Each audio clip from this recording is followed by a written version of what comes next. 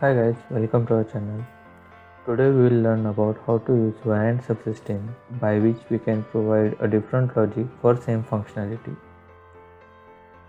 For this, we will consider example of a driver software for temperature sensor. Consider that we have a customer who wants to use our sensor in Japan region where temperature is being read in degrees Celsius. For this customer, we will create a simple logic where we will use lookup table to convert input voltage into output temperature. So for voltage range of 2 to 5, the output will be minus 40 to 50 degrees Celsius.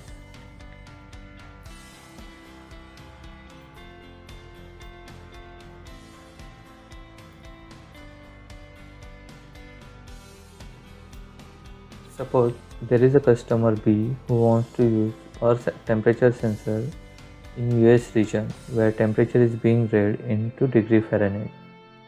So we have to create a different logic for this customer. So for this customer we will add a extra logic of unit converter which will convert degree Celsius into degree Fahrenheit using this formula. Let's try simulating this model.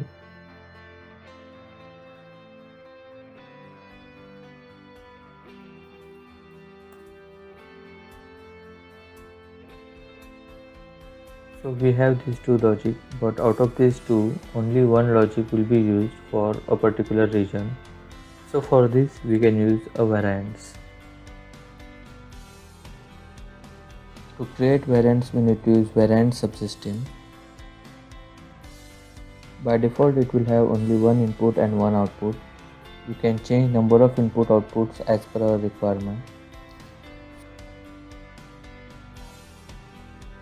Input is voltage, output is temperature.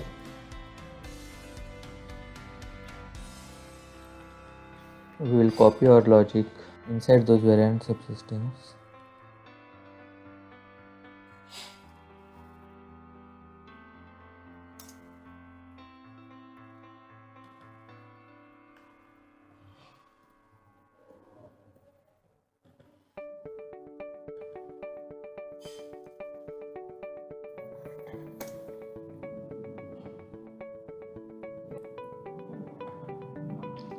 Each of these variants needs to be associated with Simulink.variant object. For this, we need to create those objects in this workspace. We will create temperature in degrees Celsius as a first object with condition config degrees Celsius equal to 1. We will create similar object for temperature in degree Fahrenheit with config degrees Celsius equal to 0. Initially, we will set config degrees Celsius equal to 1. Now we will assign those conditions to our variants. So for choice 1 we will use temperature in degrees Celsius, and for choice 2 we will use temperature in degree Fahrenheit. So the condition for each subsystem will be visible here. When we go inside our variant subsystem, we will see the first subsystem where the logic is only for degrees Celsius that gets enabled.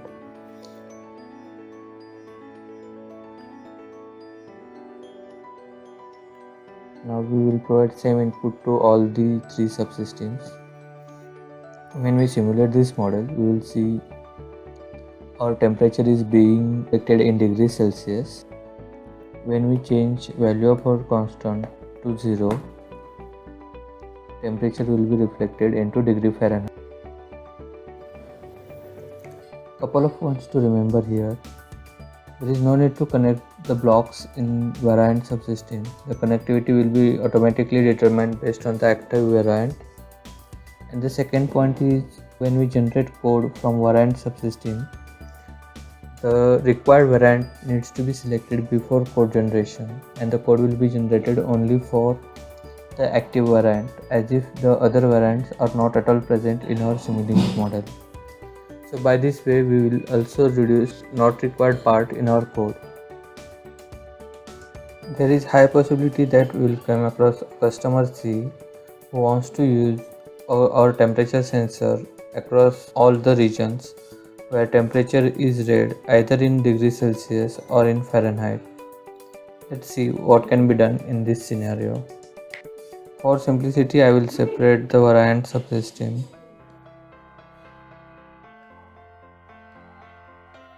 For this third scenario, we need to use the upper logic. We will add enable port to each of these subsystem.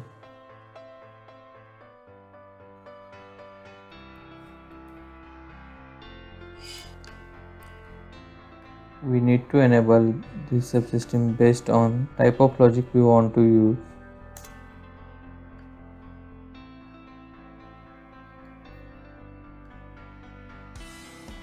And for enabling this, we will use the same constant which we used for variant switching.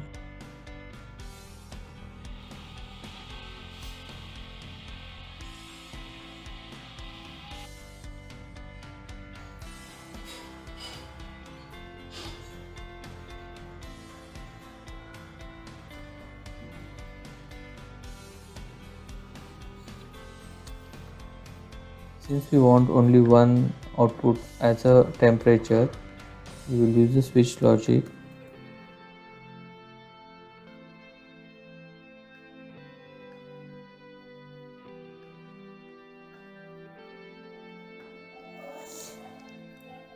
Now let's try simulating this model. Remember that value of config degree Celsius now is 0 and our variant is selected for Fahrenheit. We are getting the same output from both this logic. Let's change value of our constant to 1.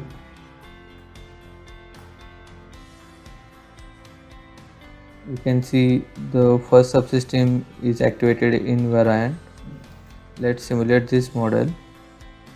Again we are getting temperature values in degrees Celsius.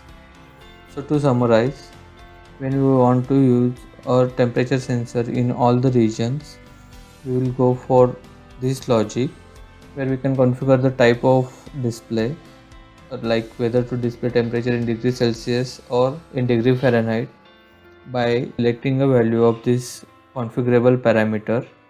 So when we generate code for this logic, this config degree Celsius parameter will be present in our code. When we want to use our temperature sensor for a specific region, we can go for this logic and generate a code on the region where we want to use our temperature sensor. That's all for today's video. If this video has helped you in any sort, please like and subscribe for more such simulation videos. Thank you.